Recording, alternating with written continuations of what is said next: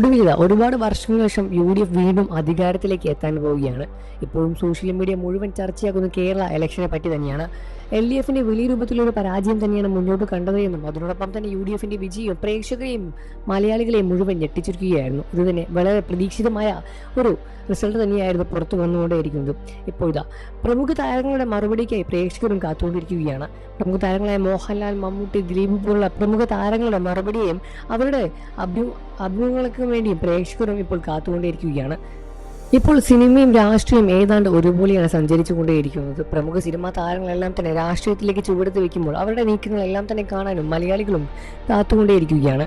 ഇപ്പോൾ രമേശ് പിഷാരടി പോലുള്ള പ്രമുഖ താരങ്ങളെല്ലാം തന്നെ സിനിമയിൽ നിന്നും മറ്റു പല വേദികളിൽ നിന്നും രാഷ്ട്രീയത്തിലേക്ക് കടന്നു വരുമ്പോൾ അവരുടെ മുന്നേറ്റവും അവരുടെ പിന്നോട്ടൊക്കെ പോകും എല്ലാം തന്നെ പ്രേക്ഷകർ വളരെയധികം ആകാംക്ഷയോടുകൂടി തന്നെയാണ് വീക്ഷിച്ചുകൊണ്ടേയിരിക്കുന്നത്. പ്രമുഖ സെലിബ്രിറ്റികളും ഇപ്പോൾ മത്സരിക്കാനും രംഗത്ത് വന്നിട്ടുണ്ടായിരുന്നു. എന്നാൽ ഇപ്പോഴാ ഞെട്ടിക്കുന്ന വാർത്തയാണ് ഇവരെ പറ്റി എല്ലാം തന്നെ പുറത്ത് വന്നുകൊണ്ടേയിരിക്കുന്നത്.